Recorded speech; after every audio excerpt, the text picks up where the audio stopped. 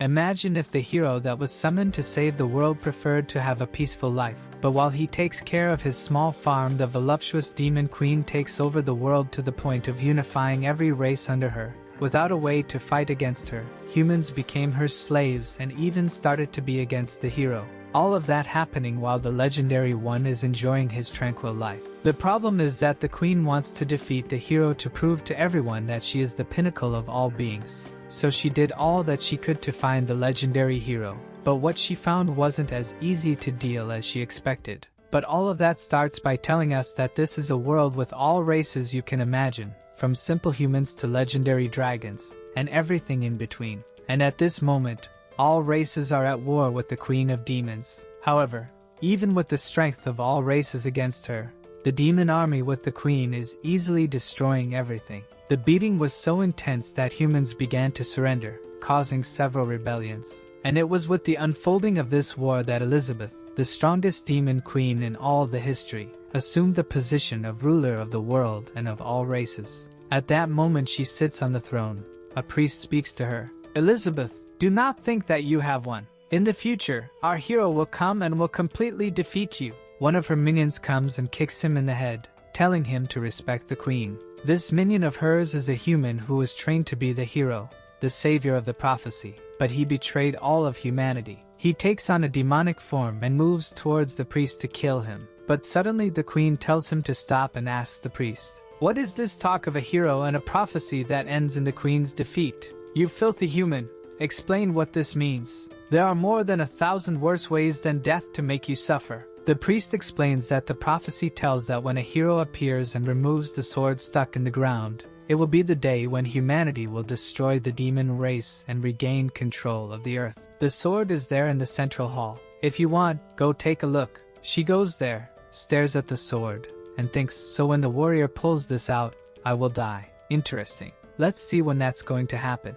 Then she prepares her entire army for the arrival of the so-called great hero. And a year passes. Then 2 years pass. But then 3 years pass. 4 years. And there's no one left properly guarding the castle entrance. 15 years later. Where the hell is the hero who hasn't shown up yet? Life in the city has even returned to stabilize. The races are all living peacefully. Trolls, lizards, humans, elves, all living in peace. And because of this, most people don't even want the hero to return. They are insecure because they know that if the hero returns, there will be a war. A lot of people will die, and they will have to rebuild the entire empire again. Even a faction against the arrival of the hero has been created. No one wants the hero to come. In the hall, the queen asks, "Does anyone have any news of this bastard who hasn't come to kill me?" The elf tells her that she has contacted all the trees, plants, and insects on the entire planet. No one knows where the so-called hero is. The dwarf says he's dumb and can't collect any information. But of all the weapon shops and blacksmiths in the world, no one has heard of the hero. The trader who is now representing the human race says he doesn't even think it's worth worrying about anymore. Probably, the hero doesn't even stand a chance against the queen anymore. But the bull demon who is on his side there already warns, "Be careful, the queen is not afraid of the prophecy. She wants the prophecy to happen. She wants the hero to come here and fight her. Better not talk too much about it because she's been irritated for 15 years. The elf says, in fact, this prophecy is probably a farce, and this hero doesn't even exist. At that moment, that guy who had warned the queen that the hero was going to come and kill her, enters with a sign from the Anti-Hero Arrival Association. The guy changed completely. Angry, the queen grabs him there with her hand of darkness and asks, "You didn't say there was going to be a hero of prophecy who was going to come and pull this damn sword here? Where is he?" The WoW #1 fan of her says that in fact, she is so strong, that the prophecy even failed to activate because humanity couldn't create a being as powerful as her. The queen's minion agrees with him. "That's true, my great queen. You don't even need to worry about this hero anymore. There's no chance for him." But he gets a thick tail slap in the face. The queen puts the priest on the wall and says, "Where is this damn hero? I've reached the top of the world, but I need to kill him. Otherwise, everyone will think I'm afraid of the prophecy. Where's this damn guy?" She even says she studied all the powers of this planet to learn the magic of the end of the world, just to face him. But where is he? At that moment, she stares at the sword and says, "Okay then, since you didn't come to me, I'll come to you." And she starts trying to pull the sword. Everyone is watching in horror saying, "Your Majesty, don't do it. You will die. The sword was made to kill you." Energy begins to explode all around the place. The queen is sweating, and everyone starts flying, having to protect themselves. She uses another wave of power and blows up the entire castle. However, with this, she pulls out the sword of prophecy. Who said only the hero can take this out? At that moment, she can feel for whom the sword is calling, and her gaze begins to sweep the planet toward a little house, a small farm in the middle of nowhere, and she says, "So this is where you've been hiding?"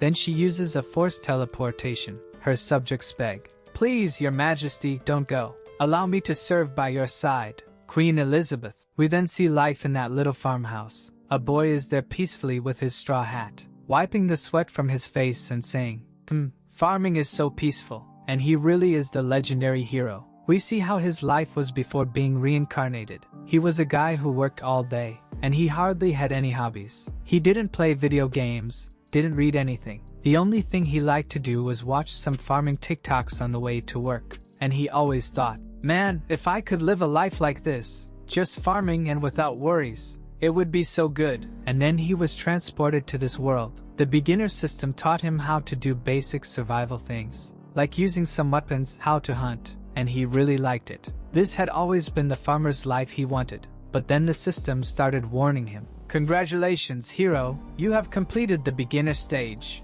You can now start your adventure." But he thought, why start the adventure? Well, it's so peaceful here on my farm. I'm not in the mood. The system explained. After you leave the beginner village, you will encounter many people in this world. You will learn many skills and magics. You will learn swordsmanship and become stronger. And when you become the legendary hero, you will kill the demon queen. Please start your adventure now. But he thought, I'm not interested in killing the demon queen. Let her be. I just want to stay here and live peacefully. But the system kept insisting. No, you can't do that. The demon queen is killing everyone. Please start the adventure. Start the adventure. Every day he was spamming this to the protagonist. But he soon realized that, besides complaining, the system couldn't do anything else. So, he decided to live there forever. Since there's the beginner village where the hero starts, it comes with a protective barrier to increase survival chances in the beginning. So the place is undetectable, and time there still flows differently to help the hero evolve more. The days are much longer. He can plant, hunt, forge, meditate, all in the same day. Sure, he still doesn't understand anything about swords and magic, but that's not important. He doesn't feel like leaving here anyway. He'll just stay here, with his simple life, doing his farming, very peaceful. But then one day, the system got angry and started cursing at him, saying he was only exchanging points for farmer items. And that was a disgrace. It was a shame for the system. He was brought here to kill the demon queen. With that, the system collapsed and exploded. Since then, he never received a message again, and life became more peaceful than ever. He's there on another day of his collection, saying it's time to eat. He realizes he forgot his little axe out in the forest, so he'll have to go back. But at that moment, the skies began to darken and gather energy, and the protagonist thought, oh no, just now. On the other hand, the queen appeared in the sky saying, finally found the legendary hero of all prophecies. Our hero was running because he left some clothes on the clothesline with some fish. And if it rains, everything will get wet and ruin. While taking things off the clothesline, he feels relieved. Thank goodness I managed to get here in time. If it had rained, my fish would be wet. My clothes too. I wouldn't even have anything to wear tomorrow. At that moment, a mechanical dog beside him starts barking. Our protagonist tells him to go inside because it's going to rain. But the little dog nods, indicating for him to look up. Our hero thought, what's that thing up there, son? The queen, hearing this, gets irritated. What do you mean by calling me a thing? He realizes she's getting angry and apologizes. I wasn't seeing clearly. You're kinda far away. The queen decides to check if he's the hero and sends something in his direction. When it gets to his side, it's the sword that surrounded him and went straight to his hand. So it's confirmed, right? He's the hero. On the other hand, our hero is all scared. He doesn't even want this sword, telling her, take it back. I don't want this thing here. The queen, seeing that he doesn't even want the sword, starts getting irritated, thinking, is he hiding his true power? I, Elizabeth, the strongest demon queen in history. I will obliterate you. The protagonist is dying of fear and annoyed because the system had said it was impossible to find him there. The little dog keeps barking at the demon queen, and the protagonist finally understands. Following the logic of the prophecy, it was inevitable that one day they would meet. So, there's not much more to say. He drops the sword and walks back home as if he's accepting his fate.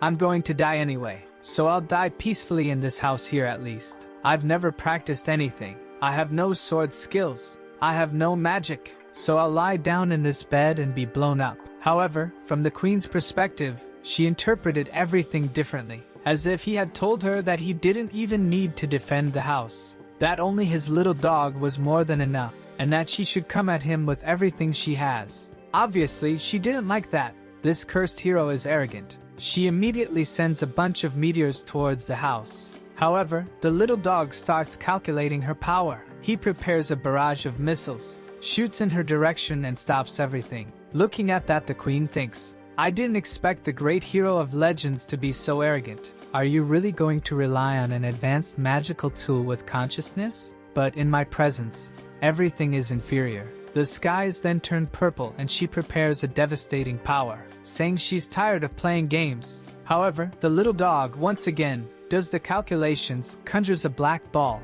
and sends it towards her power. She tells him to stop being disobedient because that power was meant to destroy this entire continent. But when the little black ball touches the power, it turns into a black hole. It absorbs all of the queen's power, who disappears instantly. Looking at the house, she is baffled, thinking, what? Did my magic disappear? What did he do from inside that house? The protagonist is inside, lying on the bed just waiting for death to come. The queen then descends from the skies to fight the little dog. It seems I underestimated you, didn't I? She unleashes her maximum power, saying that now it will be 100%. The little dog once again prepares his missiles, and a huge explosion occurs. Meanwhile, the protagonist is there sleeping. After a while, he wakes up wondering, am I dead already? Not dead yet? Huh, what's going on? Strange, I'm still at home. Let me take a look outside. Hesitant, he goes to grab the doorknob. He's afraid to open the door and find the queen there ready to kill him. So he just takes a peek, and there she is, holding the little dog all destroyed.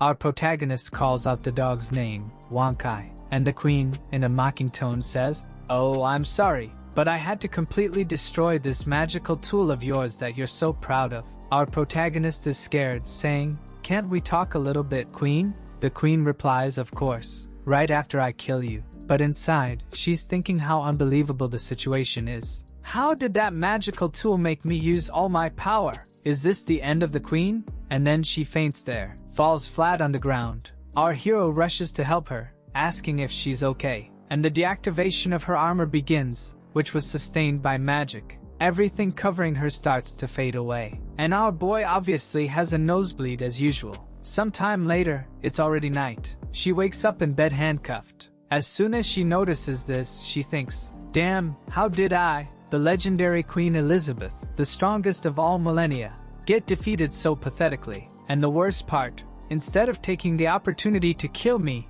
he imprisoned me. All of this is just for him to show me his power. She tries to free herself, but can't, and thinks, damn it, another legendary level tool, which I've never heard of. How much more power does this hero of legends hide from me? She looks around, seeing chess pieces, playing cards, and thinks, I've never seen any of this around here. Apparently, this hero is much more treacherous than I imagined. I really underestimated him. At that moment, our hero enters the room with some snacks in hand. She looks and says, all right, if you want to kill me, but don't expect me to beg for mercy. But our protagonist is just thinking, how annoying this queen is. She's too strong.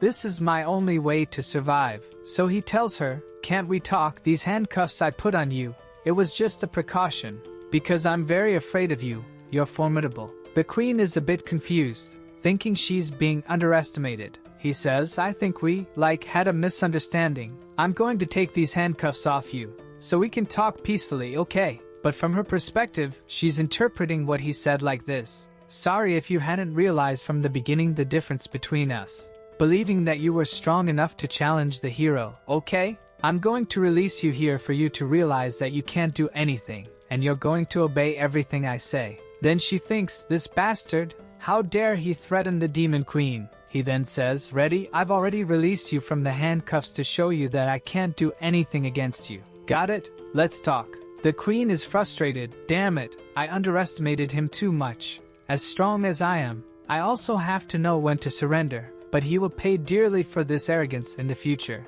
Our protagonist leaves the room trembling and says, go rest now.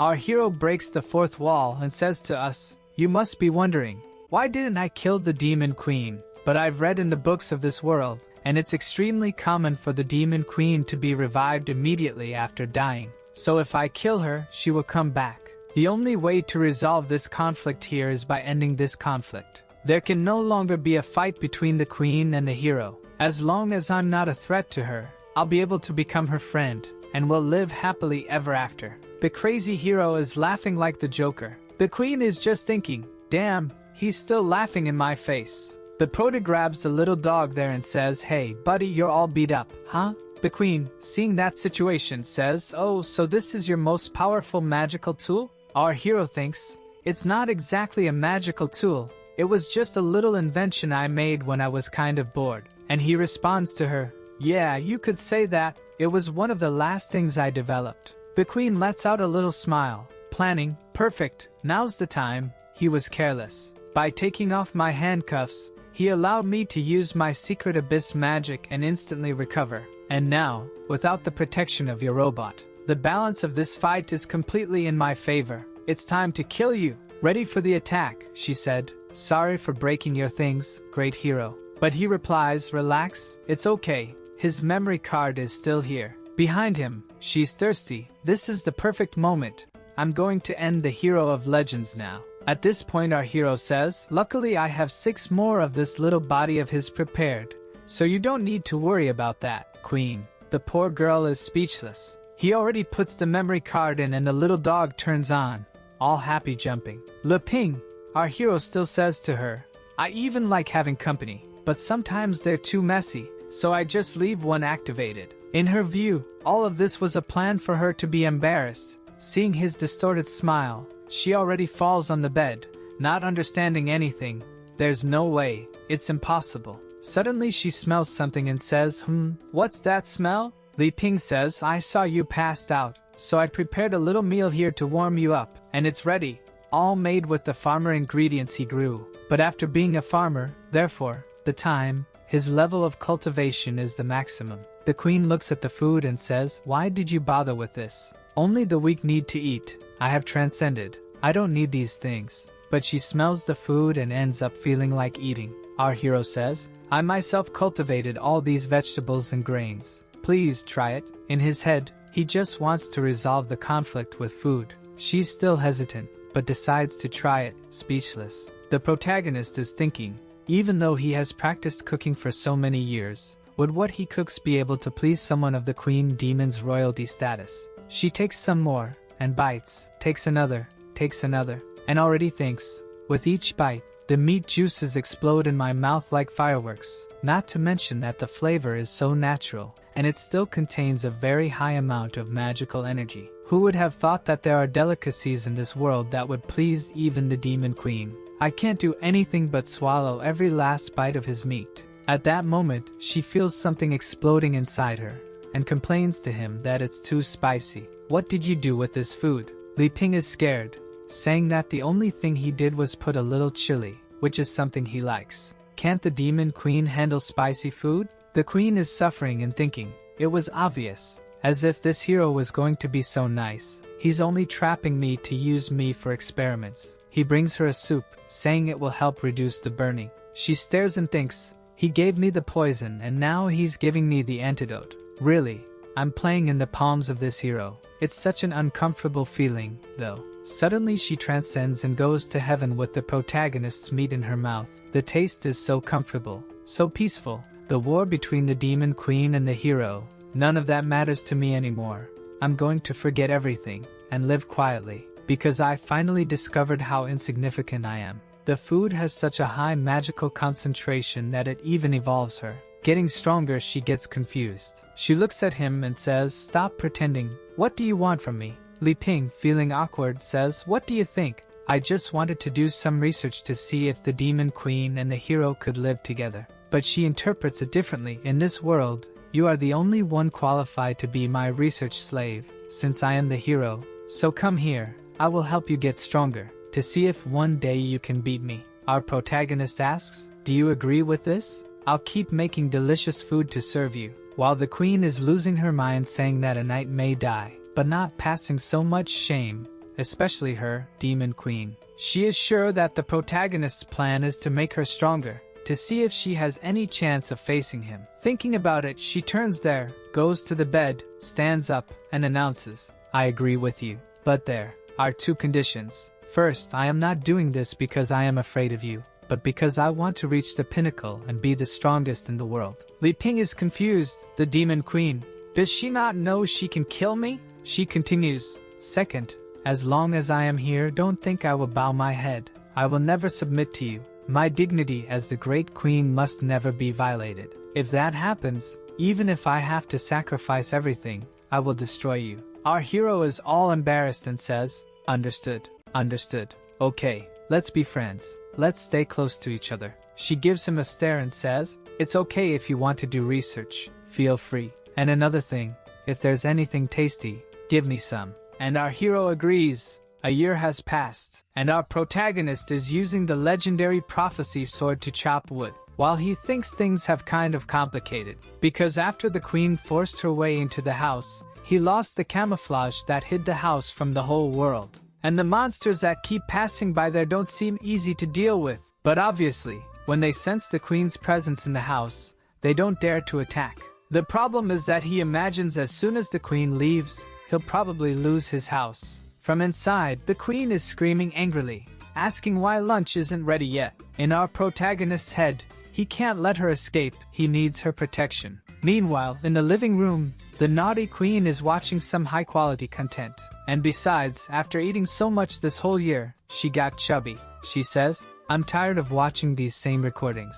Don't you have anything more from that system?" Li Ping responds, "I've told you. The system has been gone for a long time. Come over here, I made lunch." She thinks about getting up, but instead of walking, she conjures two little wings to fly over to the table. She looks at Li Ping and says, "What kind of poison is in these potatoes here? It seems that the more I eat this, the lazier I become." She ponders, "This darn guy, using delicious food to paralyze me with this slow-acting poison, and still trying to lead me to total depravity with these extremely provocative images." Deluded, Li Ping tries to explain, "It's just that these potatoes have a lot of calories, and then by eating a lot, you start to gain weight and get kind of lazy." At that moment, she looks down and sees her belly. But then she conjures magic there, and there, turned all the energy from the belly into magical energy, turning into a mega babe. The protagonist is impressed. Can magic be used in this way? She stares at him and says,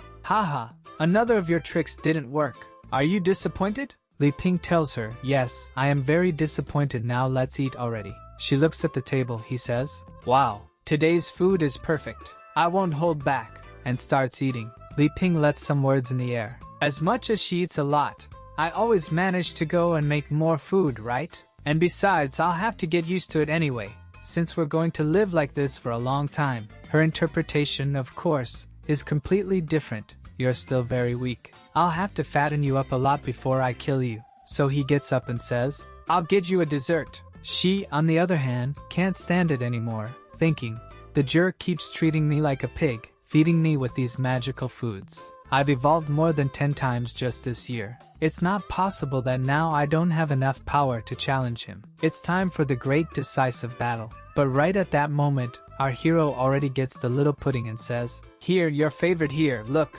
Her eyes sparkle and she goes all happy to eat. The prota thinks, even though she's the demon queen, she's not very difficult to deal with, you just need the right food. The scene changes to an old man running away with a blonde girl. They are being chased by some creatures in purple cloaks and white masks, who are throwing some powers in their direction, until they get trapped in a magic cage and have to stop to fight. It's the father and his daughter. He turns to her and says, "I'll hold them here. You run to the city and try to find a safe place." The daughter replies, I don't want to leave you here and escape alone.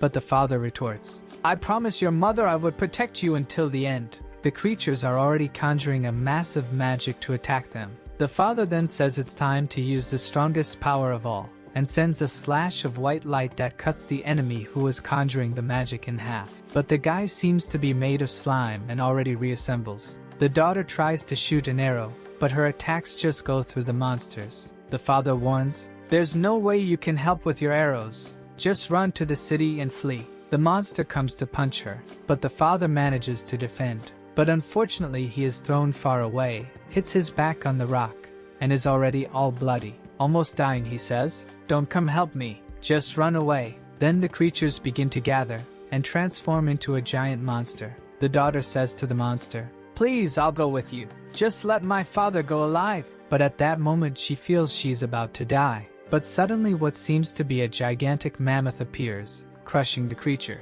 On top of the gigantic mammoth, there's a house. On top of the house, there's an elder ninja frog leader. And on top of the elder ninja frog leader's head, there's a doghouse with the protagonist's little robot. The frog speaks to the dog. Big brother, what are we going to do with these two harmless humans? The little dog replies, don't hurt them. I'll take them back to the master. In the next scene, the girl is waking up at Li Ping's house, all confused about what's happening. Looking around, she wonders, where am I? What happened? As far as I remember, my father was by my side about to die. She then gets up, rushes to the door, and opens it. When she looks, her father is showing some bodybuilder poses to our protagonist, who asks him, wow, how do I get a physique like that? The father replies, a warrior's physique is something fundamental. You have to take better care of yourself, my boy. Li Ping thinks, so this is the so-called warrior profession that I hear so much about. It's amazing. The little dog is all happy walking around the queen,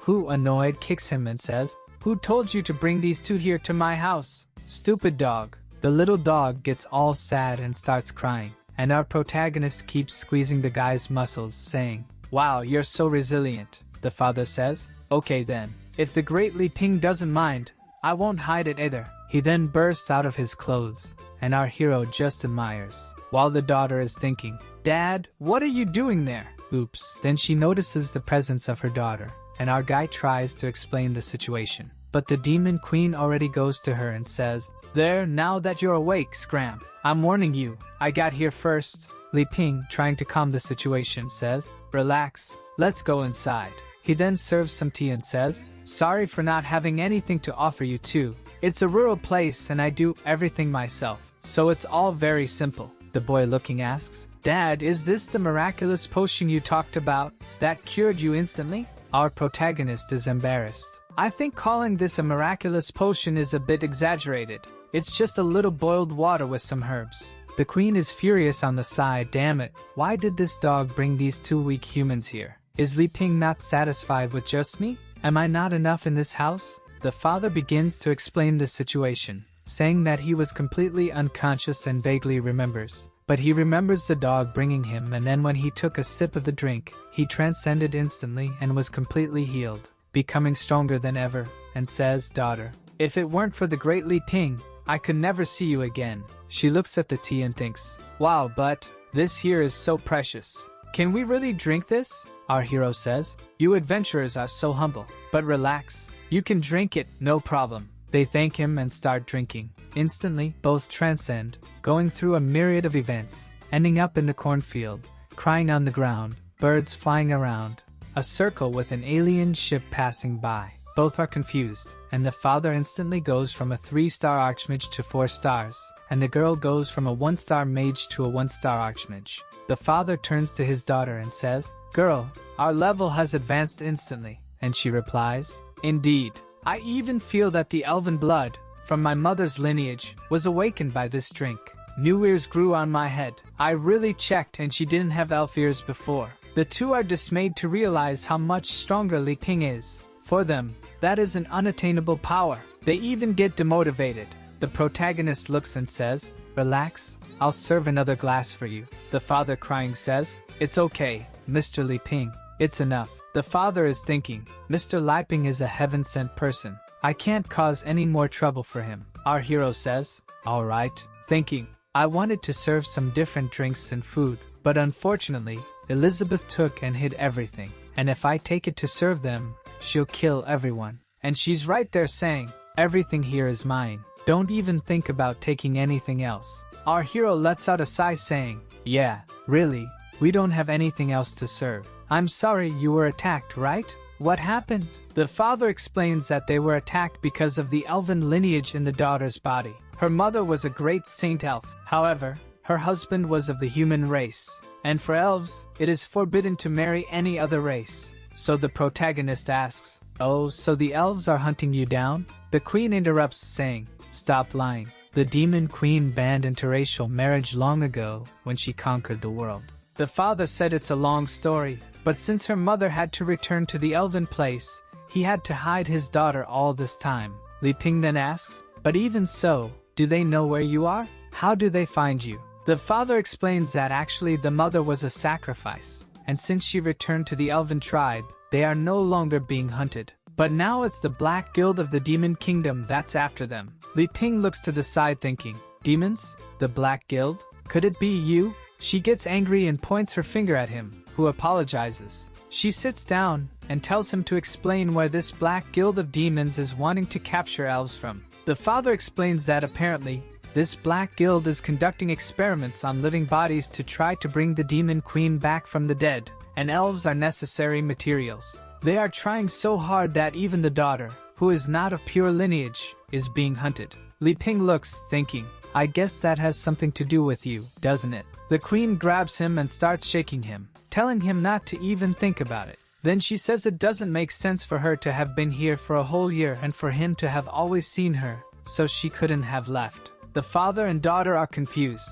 The queen says, wow, just with my absence for a year, the land is destroyed like this. Who has been spreading the rumor that the queen is dead? But they tell her, Queen Elizabeth hasn't been seen for over 500 years. If she were alive, she would have appeared to take over the whole world again. She must be dead, right? Li Ping is biting his fingers, thinking, 500 years? She's been living here with me for a year. The queen sits on the couch and asks, what are the rumors of her death? The elf explains that according to the great literary legend, the queen was destroyed by the legendary hero. The father continues, the battle lasted for over a month, until finally the great hero sacrificed himself to protect the continent, and died along with the demon queen. At this point, the queen gives a glare at the two and takes them to a death world. The daughter asks, Father, what place is this? The father says that it is her pure intention to kill the two. The queen then says, all this rumor is false. And he just agrees.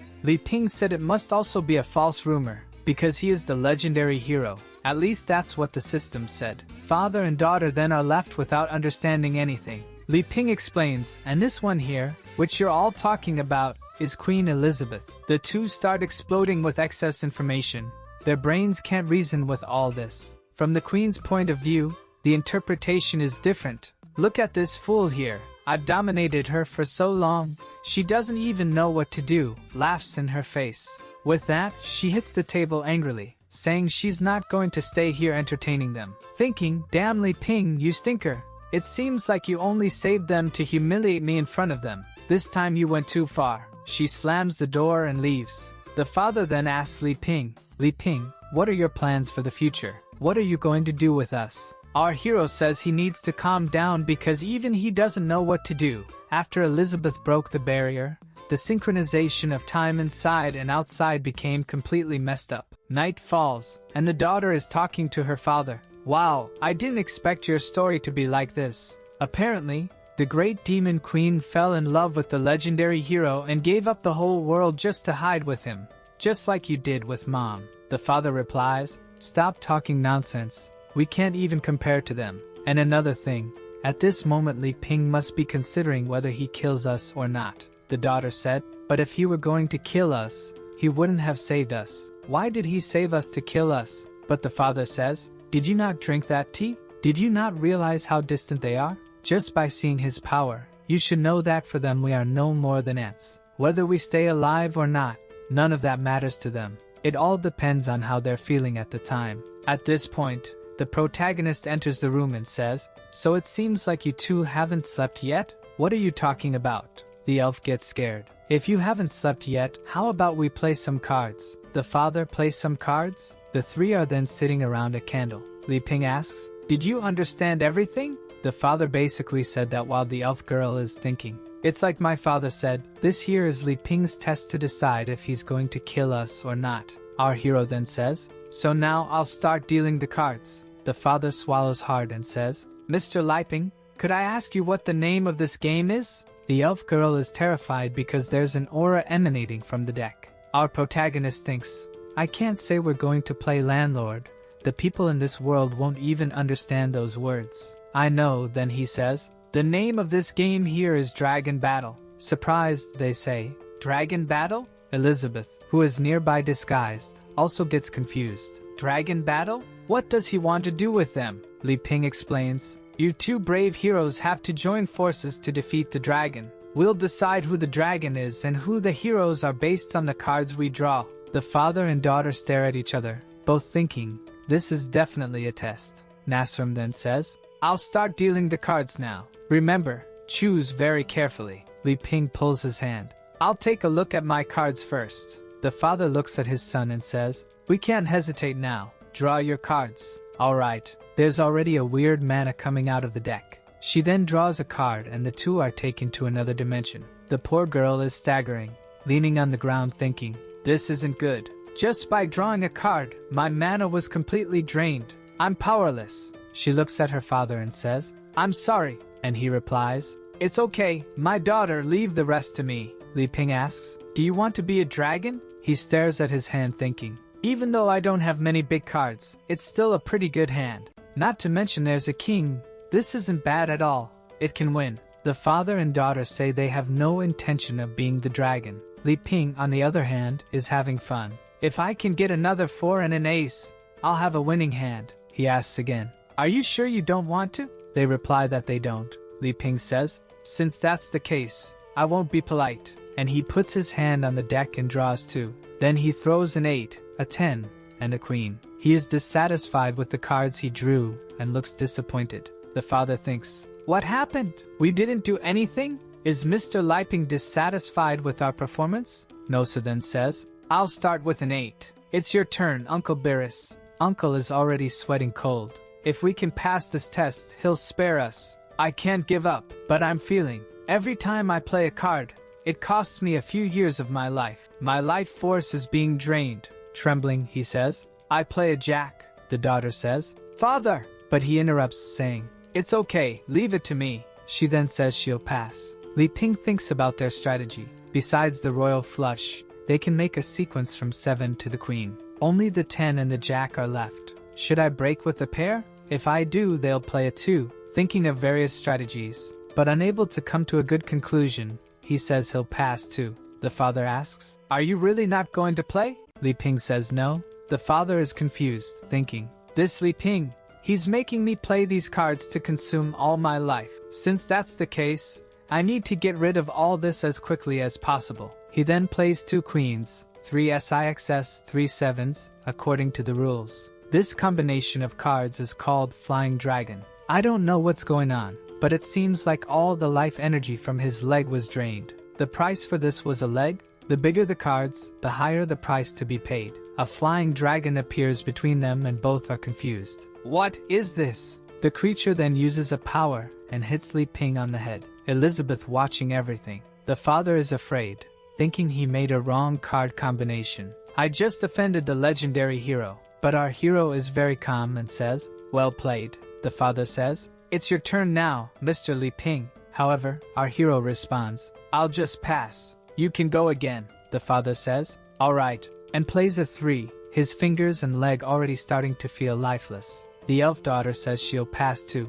Our protagonist then says, "My turn," and plays a 10. Both look at each other knowing they can't beat that hand. Li Ping reveals 6, 7, 8, 9, 10, jack and queen. A sequence. Now it's trouble for the two of them. Giant destructive waves begin to appear, and they are both drowning. The father tries to save his daughter, but it's hard to resist the waves, until they both wake up breathless. "I can't play," but our protagonist is calm. Now there are 3 kinds with a pair, summoning a group of knights. The father tells his daughter he can't win, but the elf girl says, "Hold on, I can. The father tells her not to do it. It will cost too much life force and is very risky. But she says, I can't just hide. I also want to protect you, and I'll play three of a kind with a pair. The knights then go against each other beyond. A battle in the skies ensues, and only her knight remains. The father asks if his daughter is okay, and she says yes. Li Ping praises her moves, saying,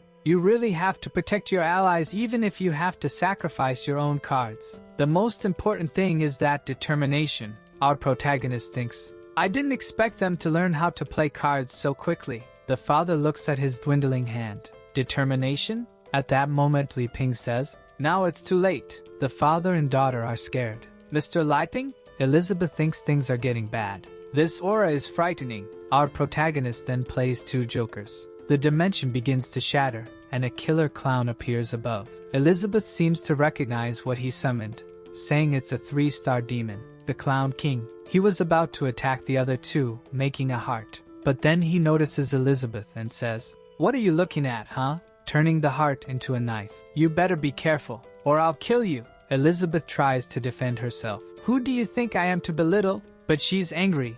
All this time she's been absorbing everything the protagonist has been doing for her, and theoretically giving all the possible energy. But she just reached the 3-star level. But this creature that Li Ping summoned is a 3-star demon. She's confused. How can he summon something of the same power level as me so easily? The father looks at his daughter and says, Elif, I'm sorry, but I don't have this power. It's okay, Dad. How can you blame yourself? It's all my fault. I annoyed Mr. Li Ping. The poor man is spitting blood, saying, my life force. It's being drained. Li Ping sees him spitting blood and asks, Uncle, are you okay? Thinking, wow, I don't think his injuries have healed yet. He sees the old man's hand that had 3 3s and 4 kings and says, wow, he could have won a long time ago. He was just letting me play with him.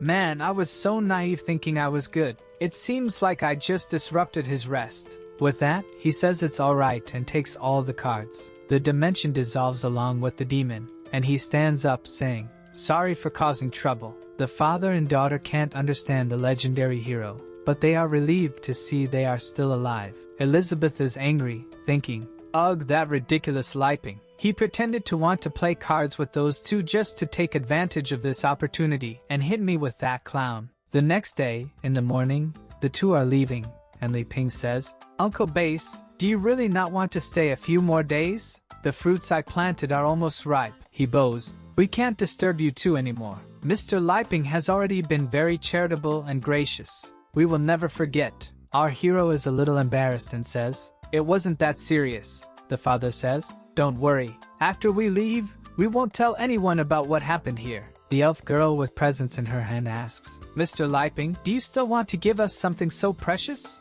But he says, it's just a little tea, no problem. Approaching the old man, he puts something in his hand and says to him, oh, and here's something for you too. A memento for you, uncle. The father looks to see what it is, and it's the deck of cards. Li Ping says, you can keep that. My card skills are very bad. I'm not cut out for this. Then Elizabeth appears, saying, hey. He looks at her, and she just opens her mouth. Go ahead, get out of here. They both run away, and Li Ping is left somewhat confused. She enters, well, now that everything is back to normal, it's time to make some food for this queen here. Our protagonist simply agrees. The father and daughter are running as fast as they can. The daughter asks her father to stop, saying, I can't take it anymore. But he tells her, we can't stop. First, there was that game of the legendary card test, and then a threat from the demon queen. And then he remembers the night before. The two of them were in the room, when suddenly Elizabeth appeared and cut off their heads, saying, I, Elizabeth, command you two to leave this place tomorrow. You must not reveal any information about this demon queen and the legendary hero to the world. The two replied, yes, your majesty. The queen explained, if you have any plans to go against this queen, your head will be destroyed immediately by the curse on your neck. The father then tells his daughter, who would believe that the truth of the story is that the great hero Li Ping grew tired of the world's conflict and didn't want to cause harm anymore. At that moment, the daughter says, wait, isn't this place familiar? He takes a look. Huh, did we run this far? The little dog nearby thinks, bringing them here should be enough for them to stop bothering the master and that evil woman. In fact, they didn't run that far. The little dog just grabbed the two and took them on a rocket ride. The daughter then says, "Are the bodies of the Black Guild apostles still here?" The father starts looking around. "There must be several types of high-level demons nearby. We have to get out as soon as possible." The little dog looks at something approaching and thinks, "What is that? Whatever, I'm going back home to keep being beaten by that wicked woman." Those who felt sorry for the little dog being beaten up now know that he quite enjoyed it. In front of the two, a legion of shadows appears. One of the demons that appears lets out a "He," and the others follow with a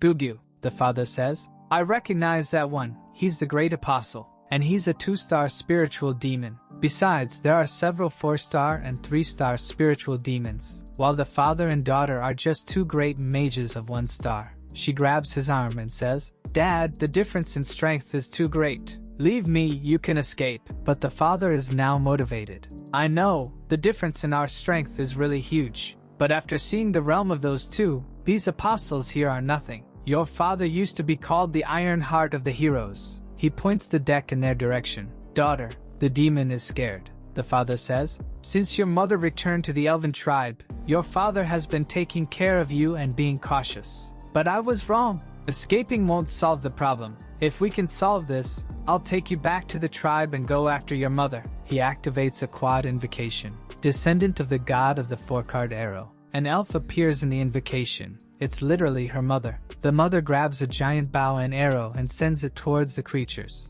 Upon contact, the creatures are instantly destroyed. Everyone is being evaporated. The great apostle tries to hold on to the arrow and seems to do so effortlessly. But the arrow in his hand continues to gain strength. After some resistance, his head explodes. The father puts away the deck, the elf disappears, and he falls to the ground. The daughter runs, saying, "Dad, Dad!" The father says to her, "It seems your father must change professions. From now on, a new profession has been born on this continent, the Master of Cards." And the elf creates a hole in the path. A week later, everything is calm at the protagonist's little house. He thinks, "This magical world is so amazing. My attempt to create a hybrid fruit was very successful. But without someone to share the joy of the harvest, it always feels like something is missing. Knights, demon queen, warriors, elves. I originally thought I was content with a peaceful farmer's life. But after coming into contact with the outside world, my heart isn't so calm anymore. I want to see what's on the other side. People are always like that. They get one thing and want two. But I'm so weak. Forget it." The demon queen appears in front of him out of nowhere and says, "You seem a bit down. What are you thinking?" He responds, "I don't know. I guess I wanted to go out and see some things, but never mind. I'm too weak." She gets excited. "Finally, you're interested in leaving this place? Well, come with me on a trip." But inside she's thinking, "I understand that the outside world isn't comparable to you, but your attitude there is already too arrogant." Our protagonist, hearing the invitation to travel, is surprised. "Really?" In his head, "It's a completely different story if I'm out there with the protection of the demon queen." She tells him to stop talking nonsense and change clothes quickly. The two then put on their adventure clothes. The queen says to him, "Wow, I have to admit, not only your cooking skills, but your sewing skills are also impressive." He replies,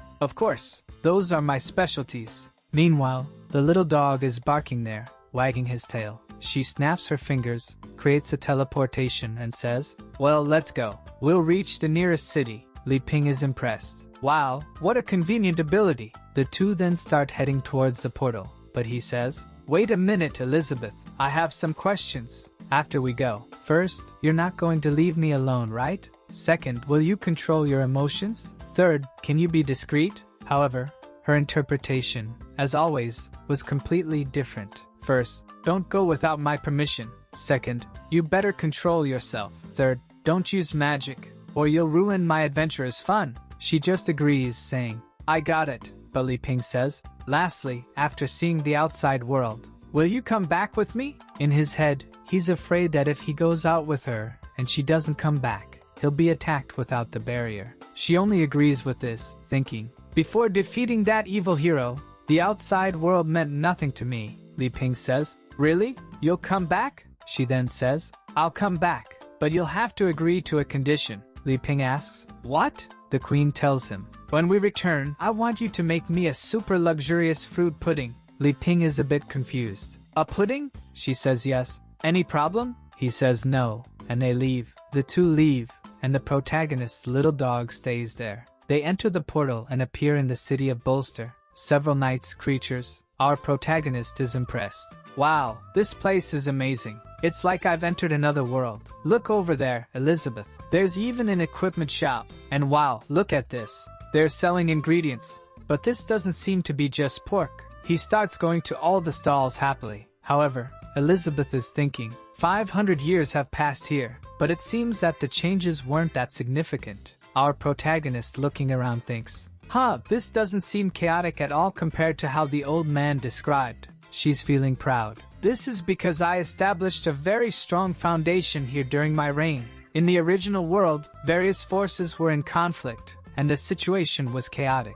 But I used my absolute strength to suppress everyone and established a set of rules that made everyone treated equally. So, I was the one who really saved the world, not the so-called legendary hero. After this speech, she looks to the side, and where's the so-called legendary hero? He's more interested in a little girl they're selling teddy bears. Wow, the details of the stitching are so delicate. They're very well done. Did you make this, little sister? The girl says. Yes, I did. If you want, I can even offer you a lower price. But then a pig-headed guy appears, kicking and shouting. Who gave you permission to open a store in this place? Stinky girl, your church owes protection money to my gang. And yet you had the courage to come here and open a store on my street? The poor girl's brothers are all shaking, and he grabs her by the neck. But she says, but you never even protected us. Why should we have to pay you any money for protection? The pig tells her. Since last month, this street here is now the territory of the Beast Gang. If you want to survive in this place, you'll have to pay monthly tributes. The little girl says, that's not true. This church belongs to the nun. When she returns, you'll be in trouble. The pighead says, so it seems like you're still misinformed, huh? Or are you pretending to be ignorant and not wanting to understand this situation? Today, I'm going to kick all the orphans out of this place and destroy this broken church. Our protagonist tells the pig to stop it, and the pig asks what he's going to do if he doesn't stop. Elizabeth, watching from afar, thinks, my God, why are you getting involved in these matters? Leave these people alone. But our hero signals with his hands, asking for her help. She turns her head as if to say, no, I'm not going to stoop to that level. The furious pig says, I asked you what your intention is. Our protagonist is completely lost, until he thinks, I have an idea. And then he shouts to everyone, this pig here is bullying a little girl. Come on, condemn him. But everyone in the city pretends not to see or hear anything.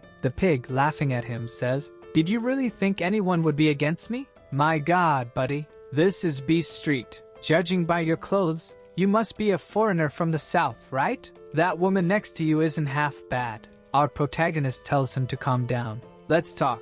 I have some local spices in my backpack.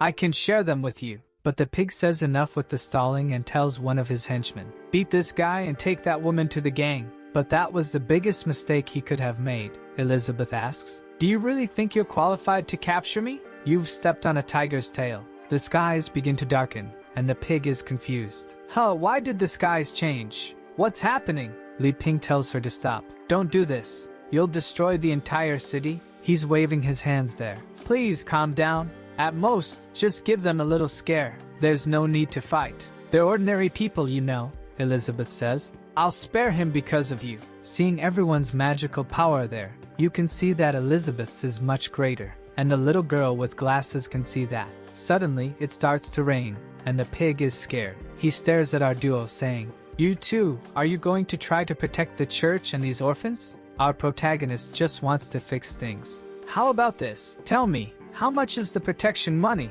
The pig answers, it's 10 gold coins for 2 months in total. Elizabeth then loses her temper and says, 10 gold coins and you're causing all this chaos? You really are an idiot. Our protagonist goes to her and asks, you must have a lot of gold coins, right? She replies, stop messing around. I have so many treasures that I can't even count. Li Ping says, how about you lend me some? I'll sell some vegetables later at home and pay you back. Angry, Elizabeth asks, are you trying to use my food to trade for these useless things? I won't accept that. Besides, I had no money when I met you. The pig is brave, saying, so, do you guys have any money? Li Ping says, We really don't have any gold coins. Can I use some local products from my backpack to pay for it? The angry pig refuses. Are you kidding me? Enough of this. But suddenly, someone throws a bag of gold coins at his face. The pig asks, who did this crap? But when he looks, there's a lot of gold, and then a knight appears. This guy really lives up to the name of a knight. He looks at the pig and says, stop bothering my friends and get out of here. You've received your money,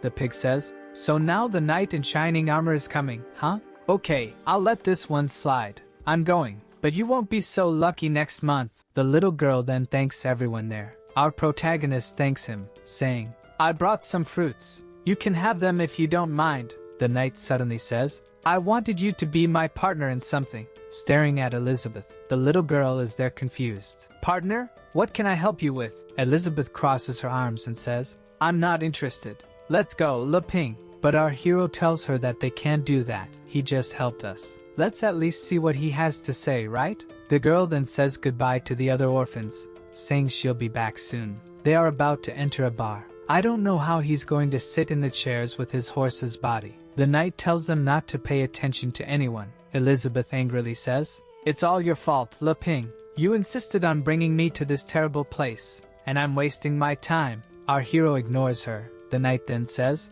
we've arrived. When he opens the door, a bunch of girls cling to him. Our hero is confused when he hears the guys say they are his wives. He's then preparing some tea and says, well, let me introduce them to you. The first one is Gotcha, and her profession is a shield warrior. This one here is the assassin Lolo and the mage Glee. The guy literally gathered a bunch of wives to make a perfect group for going into the dungeon. This guy is Elon Musk when it comes to productivity in the fantasy world. Lastly, there's Julia. She's an incredible elven archer. Li Ping asks, so she's of the elven race? I also met a girl who had elven blood. Elizabeth impatiently says, enough of this chatter. This is a waste of time. What's the deal you wanted to talk about? We need to leave soon. One of the horse guy's wives seems not to like that and says, Master, what's with this woman? Her attitude is very irritating. Elizabeth stares at her and says, that's how a queen should act. Do you have a problem with that? The assassin says that Elizabeth is quite funny,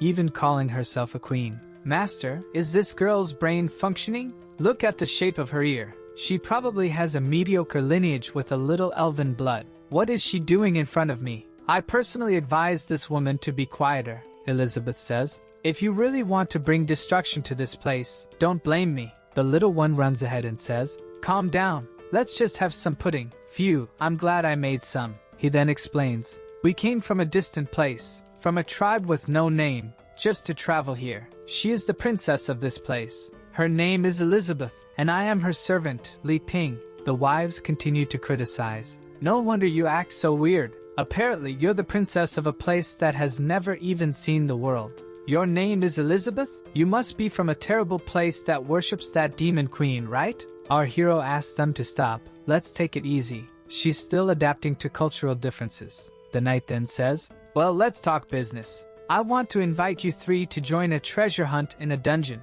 But he's thinking, that demonic aura she emitted on the street is not something a queen of an isolated tribe should have. Could it be? Li Ping is curious. A dungeon with treasure? And then he asks the girl next to him, do you know what that is? She explains, dungeons with treasure are dimensional spaces created by ancient magical entities. They usually have a lot of valuable things, but they're all very well hidden. Li Ping says he understands. The knight says, that's right. And I spent a lot of money and effort to get the information about this place. However, the condition is that to open the barrier, we need at least 8 people. Our hero then says he understands. You just need someone to complete the numbers? The orphan girl starts counting. 1, 2, 6, 8. Wait a minute, is there any way I don't have to go? Li Ping finds it strange and says to her, hey, isn't this place supposed to be full of precious things? Shouldn't you be happy to be able to go? But the girl replies, you don't understand. These places, they're very dangerous. And I'm just a level 4 mage. I'll die if I go there. Our hero says, so that's how it is. I really didn't know about all this danger. The knight tries to reassure them. Don't worry. We just need people to complete the numbers. And your treasure in the end won't be less than ours. I guarantee you'll get at least a few thousand gold coins. One of the wives says, The master alone has taken out several dark apostles. He'll ensure our safety, the orphan boy says. A few thousand coins at least? Seriously? Then all the church's financial problems will be solved. Our hero looks at Elizabeth and asks, let's help them. It's just to complete the numbers, okay? Impatiently, Elizabeth agrees, saying he's the one deciding. Just don't bother me while I'm enjoying my pudding. The knight then looks at the wife who has an orb in her hand. Our hero asks what that crystal ball is. The knight explains, you just put your hand over it, and it will measure your magical power. The orphan girl recognizes it immediately. Wow, the crystal is showing 8769.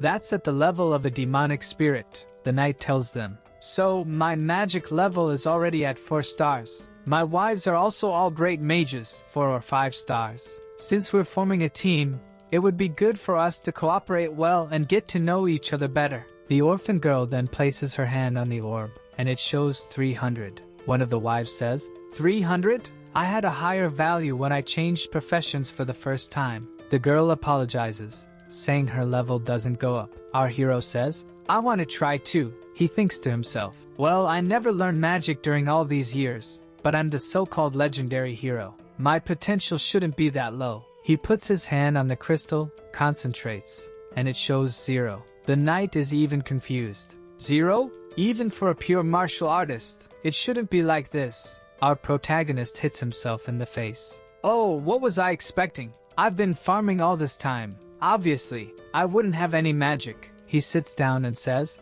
I'm done. No magic in this life. The assassin woman says, what are you going to do then? Apparently you're useless, right? Li Ping replies, I'm pretty good at farming. Speaking of which, these fruits I recently harvested. You can even try them. The wife thinks, my God, look at this pumpkin. You can keep this trash for yourself. You really are just a servant. The knight says, Princess Elizabeth, it would be nice if you tried too. Li Ping says, Elizabeth, just cooperate with them for now. She agrees, thinking, how annoying. He wants this queen to accompany this game with these ignorant mortals. She taps the orb, using her power, and a glow begins to emanate, making it impossible for anyone to look at. Li Ping is afraid that if Elizabeth's identity as a demon queen is exposed, it will cause a lot of trouble. Elizabeth says she knows, and since they rarely go out, she'll join this game. She lowers her power and precisely puts in 8,768. The orphan girl says, wow,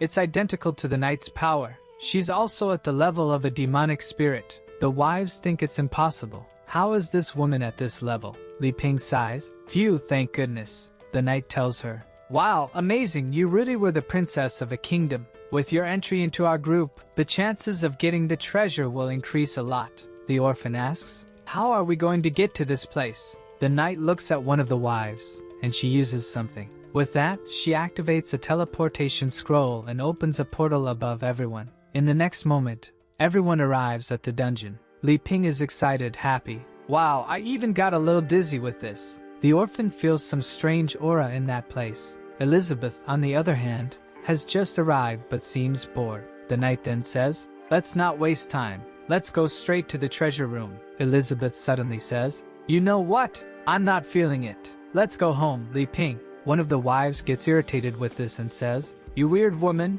you came all the way here and now changed your mind at the last minute? Do you know how much a magical teleportation scroll costs? If you're not going in, you better not even think about leaving. Elizabeth looks at her and asks, are you going to stop me? Our hero steps forward to calm things down. Everyone, let's not be impulsive. Listen to me for a moment. Since we came here, Elizabeth, please, let's just take a look. The orphan girl with glasses says, Elizabeth, did you notice? Inside this cave, there's a magical power similar to yours. Our hero is confused. Wait a minute. Power similar to Elizabeth? What does that mean? The knight tries to use his charm to convince the queen, puts his hand on her shoulder. Excuse me, trust me. No matter what danger we encounter in there, I'll protect you. Please come with me, Princess Elizabeth. They then hold hands. However, she completely ignores him. After passing through the portal with the numbers 788, it closes behind them. Li Ping asks, can't we go back to where we came from? Elizabeth tells him, stop talking nonsense. This is a special magical space. Unless you're stronger than whoever created the barrier, it's impossible to leave. So unless you find the target of this place and complete all the requirements to break the barrier, no one can get out of here, the wives say. As long as we're with the master, we'll solve all this. But obviously, none of them like Elizabeth very much. The orphan girl asks, what are we going to gain from here again? She's told not to worry too much. Of course, it's treasures and gold coins. You won't be left behind either. Seeing that there are many paths, the orphan boy gets confused about which one to take. But he concludes, Elizabeth is here to ensure our safety, so it doesn't matter, let's just venture forth. The assassin wife says, Master, should we split up? And he replies that for now, it's better not to. He then tells Lee to use an ability. She agrees and raises her hand, releasing a light that starts spreading throughout the dungeon. She's confident, thinking,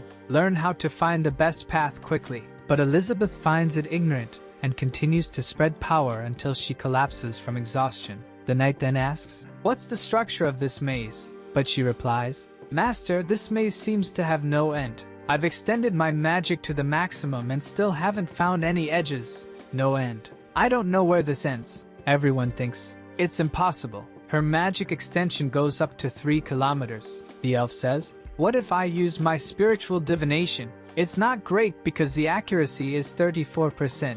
The assassin interrupts. I suggest we split up and work in groups. I can use my clone technique to help everyone. Li Ping asks Elizabeth, do you know how to get out of here? She replies, of course, this maze is just an illusion, but this bunch of ignoramuses will never get out of here. Li Ping tells her, hey, then why don't you help them? We need to repay the favor of that guy as soon as possible. Elizabeth says she's changed her mind.